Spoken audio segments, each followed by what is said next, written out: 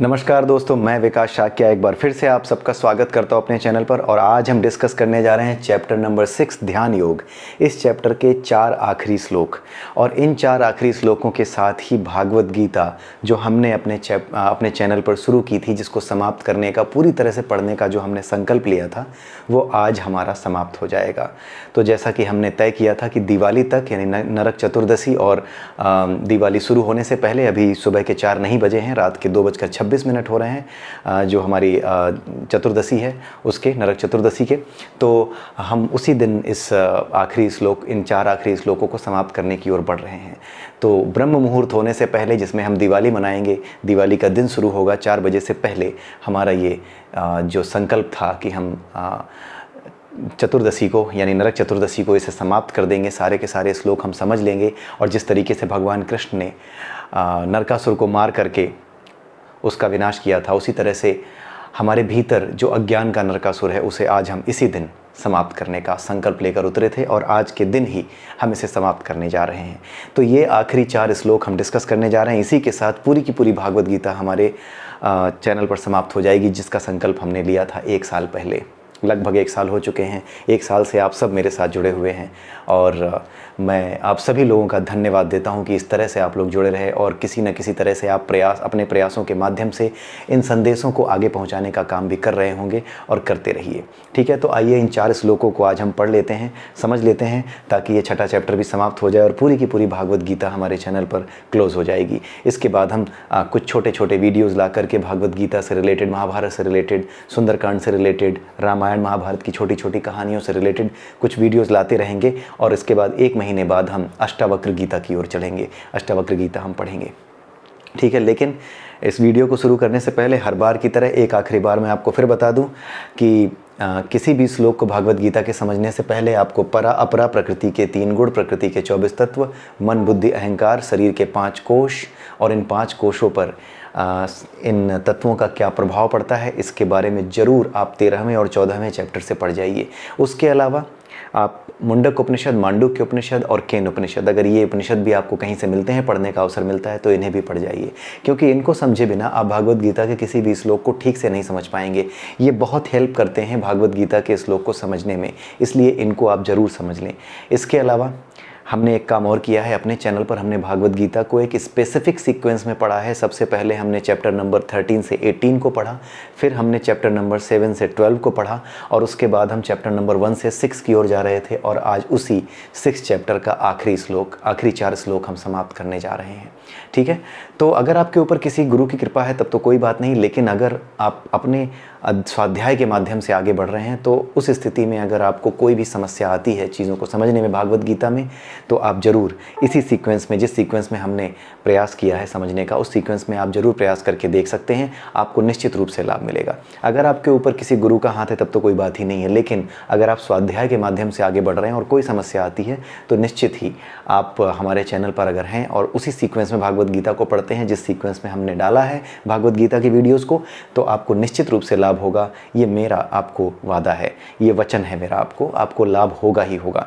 ठीक है, और भी बहुत से तरीके हैं, लेकिन अगर बेहतर भी तरीके हो सकते हैं, लेकिन अगर फिर भी कोई समस्या आती है तो आप उस तरीके से पढ़ सकते हैं, उसी तरीके से बढ़ सकते हैं जिस तरीके से हमने यहाँ पर भागवत गीता को कवर करने की, भगवान की दया से, उनकी कृपा से हमने जो प्रयास किया है, उस तरीके से भी आप प्रयास कर सकते हैं।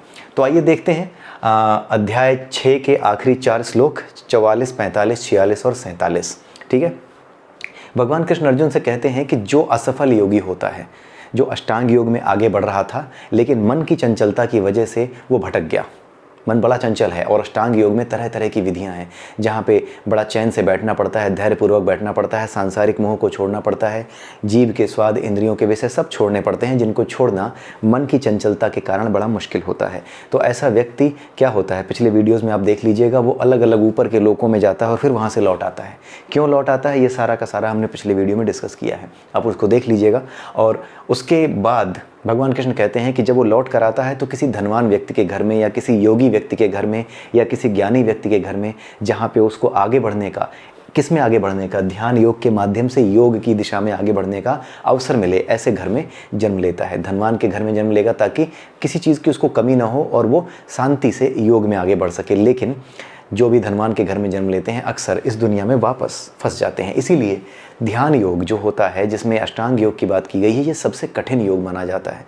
ये आपकी यात्रा को बड़ा लंबा कर देता है और इसका इशारा भी अगले कुछ श्लोकों में भगवान कृष्ण ने दिया है।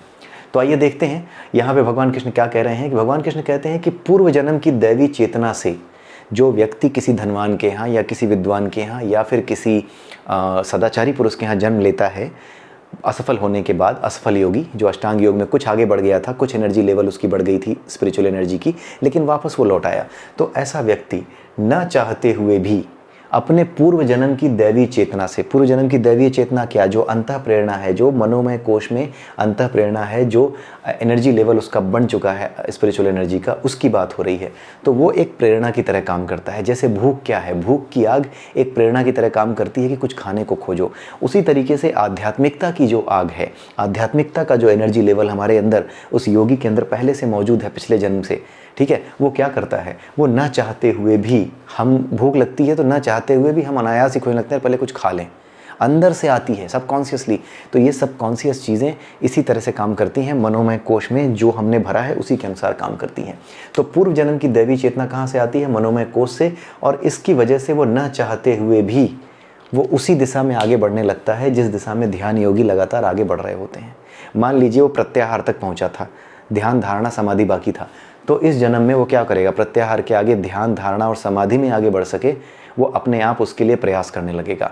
और क्योंकि ये ध्यान योग है और हमने ध्यान योग में देखा अभी तक किसी भी तरह के यज्ञ की बात नहीं हुई है इस चैप्टर में, किसी भी तरह के वैदिक अनुष्ठान की बात नहीं हुई है, इसीलिए भगवान कृष्ण ने कहा कि ऐसा जिज्ञासु योगी जो कि आगे की यात्रा शुरू करता है, ये कभी भी शास्त्रों के अनुष्ठानों से जो है मोहित नहीं होता, वो उससे परे होता है। ऐसा जिज्ञासु योगी शास्त्रों के अनुष्ठान नहीं करता। क्यों? क्योंकि ये ध्यान योगी होता है, ये मेडिटेशन के माध्यम से आगे बढ़ रहा होता है, इसीलिए इसकी अंतः प्रेरणा मेडिटेशन वाले की होती है, ध्यान योगी वाले की होती है। इसीलिए ये यज्ञों के अनुष्ठान की तरफ, जो कि कर्म योगियों के लिए बनाए गए हैं, यज्ञ कर्म योगियों के लिए बनाए गए हैं, तो उस तरफ नहीं जाता ये, क्योंकि ये तो ध्यान योगी था, ये कर्म योगी था ही नहीं पिछले जन्म में। तो इस जीवन में जब उसको नया शरीर मिला तो वो किसकी तरफ भागता है, ये वैदिक अनुष्ठानों की ओर नहीं भागता, वो ध्यान योग में जो अष्टांग योग थे ना, उन्हीं में आगे बढ़ता है। मान लीजिए प्रत्याहार करके पिछला जीवन खत्म हो गया था, अब ध्यान धारणा समाधि बाकी है, तो वो ध्यान की ओर आएगा। और वहाँ पे कहीं पर भी अष्टांग योग में वैदिक अनुष्ठानों की बात नहीं है। इसीलिए भगवान कृष्ण ने कहा है कि ऐसा जिज्ञासु योगी शास्त्रों के अनुष्ठानों से अलग होता है। बहुत से लोग इस चीज़ को समझ नहीं पाते कि हाँ क्यों ऐसा कहा जा रहा है, लेकिन आप इसे समझ सकते हैं क्योंकि आपने ये पहले ही पढ़ रखा है, ठीक है, आपने मनोमय कोश की कार्यविधि को पहले ही समझ रखा है। अब भागवत गीता के इन श्लोकों को आप बड़े अच्छे से समझ सकते हैं, ठीक है। अब दोबारा पढ़ के देखिएगा, जब ये सारे वीडियोस समाप्त हो जाएंगे ना, तो सारे वीडियोस आप एक साथ पढ़ के देखिएगा, या फिर आप पढ़ चुके हैं, सारे वीडियोस देख चुके हैं, आप भागवत गीता को खुद उठाइएगा और उठा करके अपने आप पढ़ना शुरू कीजिएगा। आपको फ़र्क महसूस होगा, आपके अंदर फ़र्क आ चुका है, आपको पता नहीं चला है, लेकिन आपके भीतर फ़र्क आ चुका है। आपको लग रहा होगा कि पता नहीं मैं फिर से जब इन वीडियोस को छोड़ के भागवत गीता उठाऊंगा या कोई भी उठाऊंगा तो पता नहीं वो समझ में आएगा या नहीं, लेकिन ऐसा नहीं है। अभ्यास आपने किया है लगातार 1 साल तक हमारे चैनल के साथ जुड़े रहकर, अभ्यास का यही गुण है। आपके भीतर कब परिवर्तन हो जाता है आपको पता नहीं चलेगा। कई बार आपको कॉन्फिडेंस नहीं होता, लेकिन जब आप वाकई में शुरू करते हो अपना काम तो कहते हो नहीं ये तो हो जा रहा है, बड़ा मुश्किल, कोई मुश्किल काम नहीं है, अब तो समझ में आ रहा है, अब तो मैं कर पा रहा हूँ। ऐसा ही आपको महसूस होगा, आपके भीतर परिवर्तन हो चुका है, ठीक है। तो वो आप करके देखिए, खुद से भी भागवत गीता को पढ़ करके देखिए। यहाँ पर ऐसा क्यों कहा गया है कि ऐसा व्यक्ति शास्त्रों के अनुष्ठानों से परे होता है, उसका कारण आप जान गए, जानना चाहिए, बिल्कुल क्लियर होना चाहिए कि ऐसा क्यों कहा जा रहा है। ये पूरा का पूरा स्पिरिचुअल साइंस इसी के इर्द गिर्द घूमता है, परा अपरा और शरीर के 5 कोश, और ये 5 कोश किस तरीके से काम करते हैं उन्हीं के इर्द गिर्द घूमता है, ठीक है। आइए अब 45वां श्लोक देखते हैं। 45वें श्लोक में भगवान कृष्ण कहते हैं कि ऐसा व्यक्ति, ऐसा योगी सच्ची निष्ठा से आगे बढ़ता है और प्रगति करता है। निष्ठा होगी ही, क्योंकि अब वो निष्ठा के साथ ही तो ध्यान योग में लगा था पिछले जीवन में, बस भटक गया था, लेकिन दोबारा जब उसे मार्ग मिला तो वो दोबारा सच्ची निष्ठा से आगे बढ़ करके प्रगति करने लगा।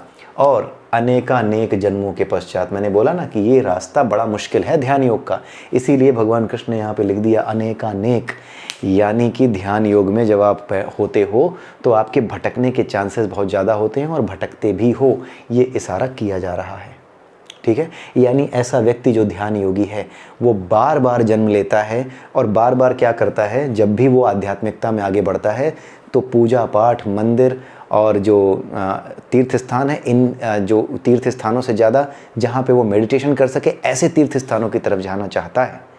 वो मंदिरों में, पूजा अनुष्ठानों में, यज्ञों में इसमें ध्यान नहीं लगाता, वो इनकी तरफ आकर्षित नहीं होता, वो इनकी आलोचना नहीं करता, लेकिन उसका मन उधर नहीं जाता। क्यों? क्योंकि वो स्वभाव से ध्यान योगी था, पिछले जीवन में उसने मेडिटेशन का अभ्यास किया होगा, इसी वजह से वो ध्यान योगी अगले जीवन में बन गया है। ठीक है, अगले जीवन में भी वो ध्यान योगी बन करके आगे बढ़ रहा है, लेकिन कई जन्म लेने पड़ेंगे, और कई जन्म लेने के पश्चात जब ये अपने इंद्रिय विषयों से छूटेगा, अपने मन को पूरी तरह काबू कर पाएगा, जब योगा रुच से वो योगा रूढ़ बन चुका होगा, तब अपने असली गंतव्य को, असली गंतव्य क्या, परमात्मा को, उस ऊर्जा को प्राप्त कर लेगा जिसे परमात्मा कहते हैं। उस ऊर्जा के साथ इसकी ट्यूनिंग हो जाएगी। ठीक है, 46वें श्लोक में देखते हैं भगवान कृष्ण क्या कह रहे हैं। 46वें श्लोक में भगवान कृष्ण एक बड़ी इंपॉर्टेंट बात बता रहे हैं जिसको समझना बहुत जरूरी है। भगवान कृष्ण कहते हैं कि जो पुरुष योगी पुरुष होता है, योगी पुरुष कौन होता है? जिसका योग हो गया है अपनी आत्मा से, जिसका योग अपनी आत्मा से हो गया है, यानी अष्टांग योग के नियमों का पालन करते करते वो अपना योग परमात्मा से कर चुका है। ऐसा व्यक्ति जो योगी है, यानी जो परमात्मा से, यानी अपनी आत्मा से और अपनी आत्मा के माध्यम से परमात्मा से योग कर चुका है, वो व्यक्ति ज्ञानी से बड़ा होता है और सकाम कर्मी से भी बड़ा होता है। ऐसा क्यों कहा जा रहा है कि ज्ञानी से बड़ा होता है? ज्ञानी कौन होता है? जो ज्ञान रखता है। ज्ञान का लक्ष्य क्या है? परमात्मा को पाना। लेकिन योगी क्या है? ध्यान से सुनिएगा, ज्ञान का लक्ष्य क्या है? अपने आप को पाना, परमात्मा को पाना, अपनी आत्मा को पाना, यानी परमात्मा को पाना। ठीक है, अपनी आत्मा को पाने पर आप ये जान जाते हो कि आप किससे उद्भूत हो, किससे निकले हो, परमात्मा से। तो योगी क्या है? जो अपने आप से, यानी परमात्मा से, अपनी आत्मा से जुड़ गया है, योग हो गया है जिसका। लेकिन ज्ञानी कौन होता है? जो ज्ञान रखता है। कौन सा ज्ञान रखता है? कि किस तरह से परमात्मा से योग होगा या अपनी आत्मा से योग होगा। तो जो ज्ञानी के पास ज्ञान है वो क्या है? वो साधन है, वो रास्ता है। लक्ष्य क्या है? योग, यानी खुद को जानना। तो जो लक्ष्य है वो बड़ा होता है या लक्ष्य की तरफ ले जाने वाला रास्ता बड़ा होता है? सीधी सी बात है, लक्ष्य बड़ा होता है, तभी उस लक्ष्य के लिए आप उस रास्ते पे चलते हो ना। लक्ष्य बड़ा होता है, आपका रास्ता महत्वपूर्ण नहीं होता। आपके रास्ते का महत्व सिर्फ इतना है कि वो आपको वहाँ तक पहुँचाएगा, महत्व उसका इतना ही है। लेकिन इस दृष्टि से महत्वपूर्ण नहीं है कि पाना क्या है। पाना आपको ज्ञान नहीं है, पाना आपको स्वयं को है। बड़ी ही टेढ़ी सी फिलॉसफी है, लेकिन है बड़ी सीधी। इसको समझना टेढ़ा है, इसलिए टेढ़ी है, लेकिन है बड़ी सीधी सी चीज़ कि आपको अंत में पाना अपने आप को है, आत्म साक्षात्कार करना है। लेकिन जो मार्ग है उसका, वो ज्ञान का मार्ग है। ठीक है, ज्ञान का जो मार्ग है वो मार्ग महत्वपूर्ण इस मामले में है कि उस पर चल कर के वहाँ तक पहुँच सकते हो। लेकिन इस मामले में वो महत्वपूर्ण नहीं है कि पाना किसे है, पाना उसे नहीं है। वो एक मार्ग की तरह इस्तेमाल किया जाता है। पाना स्वयं को है, आत्म साक्षात्कार करना है, अपनी आत्मा को पहचानना है। इसीलिए भगवान कृष्ण कहते हैं कि जो योगी पुरुष है, यानी जो जिसका योग हो चुका है अपनी आत्मा से, यानी आत्मा के माध्यम से परमात्मा से जिसका योग हो चुका है इस शरीर में रहते हुए भी, ऐसा व्यक्ति ज्ञानी से, यानी जो ज्ञान रखता है, उससे श्रेष्ठ है। और सकाम कर्मी से। कौन सा सकाम कर्मी? आप कोई भी ऐसा कर्म करो जिसमें इच्छाएं शामिल हों, वो सकाम कर्म है। अगर आप भगवान को पाने की इच्छा से भी कर्म करते हो, भगवान को पाने की इच्छा से कौन से कर्म किए जा रहे हैं? ध्यान योग वाले। कि अष्टांग योग में जितने कर्म बताए गए हैं, पूजा पाठ, ध्यान, और पूजा पाठ नहीं, ध्यान, जो भी यम नियम आसन प्राणायाम प्रत्याहार बताए गए हैं, इनका पालन करना है। इनका पालन क्यों करना है? इनका पालन इसलिए करना है ताकि हमारा योग हो सके। किससे? हमारी आत्मा से, अपने आप से योग हो सके। तो वहाँ पे क्या है? इच्छा है। जहाँ भी इच्छा है वो सकाम कर्म है, भले ही ईश्वर को पाने की इच्छा क्यों ना हो। ठीक है, तो जो योगी है वो ज्ञानी से बड़ा होता है और सकाम कर्मी से भी बड़ा होता है। क्यों बड़ा होता है सकाम कर्मी से? क्योंकि सकाम कर्म का उद्देश्य क्या है? ध्यान योग में यम नियम आसन प्राणायाम प्रत्याहार के माध्यम से अष्टांग योग को पूरा करना और अपने आप को जानना, यानी योग करना, अपने आप से, अपने वास्तविक स्वरूप से अपना योग होना, यही योग का वास्तविक लक्ष्य है। लेकिन सकाम कर्मी यानी जो ध्यान योग के कर्म कर रहा है ताकि वो ईश्वर को पा सके। सकाम कर्मी क्यों? क्योंकि इच्छा है ईश्वर को पा सके, इसीलिए सकाम कर्मी कहा गया है। तो ध्यान योग में जो कर्म है वो सकाम कर्म है। उन सकाम कर्मों का लक्ष्य क्या है? वापस वही लक्ष्य है, आत्म साक्षात्कार। तो सकाम कर्म भी क्या हुआ? एक मार्ग हुआ। ये आखिरी लक्ष्य नहीं है, ये मार्ग है। तो मार्ग की तरह ये महत्वपूर्ण है, लेकिन पाने की तरह, अंतिम लक्ष्य की तरह ये महत्वपूर्ण नहीं। और अंतिम लक्ष्य ही महत्वपूर्ण होता है, सबसे महत्वपूर्ण अंतिम लक्ष्य होता है। इसलिए मार्ग की तरह सकाम कर्म भी महत्वपूर्ण है, मार्ग की तरह ज्ञान का मार्ग भी महत्वपूर्ण है। लेकिन अंततः जिसे पाना है, जिस लक्ष्य को पाना है, वो सबसे अधिक महत्वपूर्ण है। और वो क्या है? स्वयं को जानना, अपनी आत्मा को पहचानना, स्वयं का साक्षात्कार, आत्म साक्षात्कार। ठीक है। अतः हे अर्जुन, इसीलिए भगवान कृष्ण कहते हैं कि हे अर्जुन सभी प्रकार से योगी बनो। वो कह रहे हैं कि ज्ञानी सकाम कर्मी, अब उसको वापस कहाँ ला रहे हैं? आसान रास्ते की ओर ला रहे हैं। उसने पूछा था ना कि कौन सा रास्ता आसान होगा, ये तो बड़ा मुश्किल है। तो अब उसको घुमा फिरा के बता करके, घुमा फिरा के नहीं, सही चीज़ें बता के, सही से समझा करके अब सही जगह ला रहे हैं कि ये मुश्किल तो है, इसीलिए मैं बता रहा हूँ कि सब प्रकार से योगी बनो।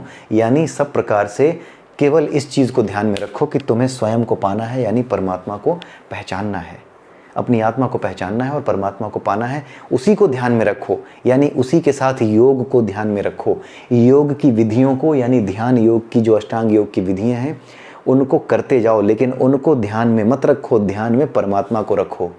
अब अगले श्लोक में देखिए, यही बात फिर से कह रहे हैं भगवान कि जो समस्त योगियों में, जितने भी तरह के योगी होते हैं, सभी प्रकार के योगियों में, ध्यान योगियों में, ज्ञान योगियों में, कर्म योगियों में, जो सभी प्रकार के योगी होते हैं, वो अगर उनमें से कोई ऐसा है जो मेरे लिए ही परायण है, मेरे लिए परायण का मतलब क्या है कि विधियां फॉलो भले ही कर रहा हो लेकिन दिमाग में मैं हूं।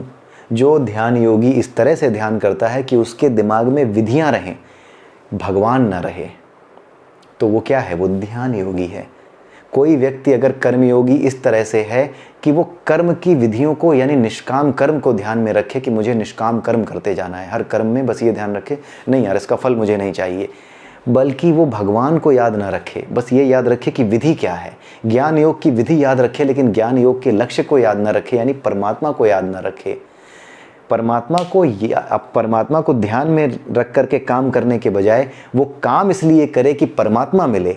इन दोनों में अंतर है। एक आदमी वो है जो परमात्मा को ध्यान में रख के कर्म कर रहा है, कर्म तो कर रहा है क्योंकि जान रहा है ये कर्म करने पड़ेंगे, लेकिन ध्यान किसका है, महत्व किसको दे रहा है, ध्यान में किसको रख रहा है? परमात्मा को। दूसरा क्या है, वो इन कामों को ध्यान में रख रहा है जो काम उसे बताए गए हैं ज्ञान योग में, कर्म योग में, भक्ति योग में, इसमें ध्यान योग में।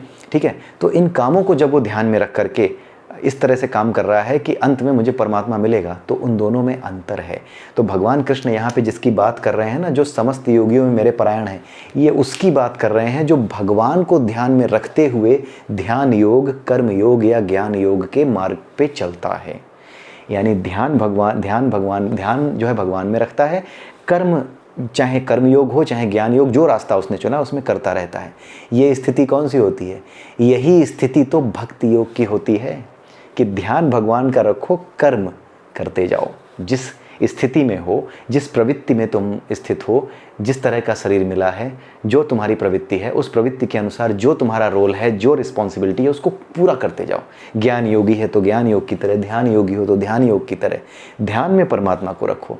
बस यहीं पे सारा खेल पलट गया। अगर परमात्मा को ध्यान में रख करके आपने ध्यान योग की तरह काम किया, ध्यान योग की विधियों का पालन किया, या परमात्मा को ध्यान में रखते हुए आपने ज्ञान योग की विधियों का पालन किया, या परमात्मा को टारगेट रखते हुए आपने, परमात्मा को ध्यान में रखते हुए, टारगेट नहीं, परमात्मा को ध्यान में रखते हुए आपने कर्मयोग के नियमों का पालन किया। ठीक है, जो हमने तीसरे, चौथे, पांचवें चैप्टर में पढ़े हैं। जब आपने इस तरीके से अपना काम किया तो ये काम किस श्रेणी में आते हैं? यही काम तो भक्ति योग की श्रेणी में आते हैं। तो अंत में भगवान कृष्ण ने अर्जुन से कह दिया कि तुम्हारी बात सही है, वो लोग आगे बढ़ सकते हैं कैसे, पिछले श्लोकों में समझ लिया, लेकिन आसान मार्ग अंत में उन्होंने बता दिया कि अंत में इन सभी चीज़ों का मिलन सभी योगियों में, इस प्रकार के सभी योगी चाहे किसी भी तरह के हों, वो अंत में जाकर के जब मेरे परायण हो जाते हैं, मेरे विषय में अंतःकरण में सोचते हैं, यानी उनकी इनर कॉन्साइंस हमेशा उनके बारे में सोचती है। कर्म चाहे वो कर्म योगी वाले करें चाहे किसी तरह के योगी वाले करें, लेकिन अंतःकरण में वो भगवान के विषय में ही सोचता है। ऐसा व्यक्ति मेरी दिव्य प्रेमा भक्ति में लगा रहता है, वो मेरी दिव्य प्रेमा भक्ति करता है। और ये जो बात कही जा रही है ना, यही चैप्टर 12 में बड़े से चैप्टर के रूप में भक्ति योग के नाम से समझाई गई है। भक्ति योग का नाम का चैप्टर है वो। ठीक है, वह योग में मुझे परम अंतरंग रूप में युक्त रहता है। मतलब वह योग में जो ये योग है, यानी परमात्मा से योग, इस तरह का जो योग जिसको भक्ति योग कह सकते हो आप, उस तरह के योग में वो परम अंतरंग रूप में, जिस तरीके से एक पिता अपने पुत्र के साथ जुड़ा है, माता के साथ जुड़ा है, ठीक है, उसी तरीके से अंतरंग का मतलब है कि अपनी अंतःकरण से, अंतरंग का मतलब है अपने अंतःकरण से जिस भाव से उसने अपने परमात्मा को माना है, पिता के भाव से, माँ के भाव से, पुत्र के भाव से। कुछ लोग छोटे से बाल गोपाल के रूप में भी भगवान की सेवा करते हैं, उनको खिलाते पिलाते हैं।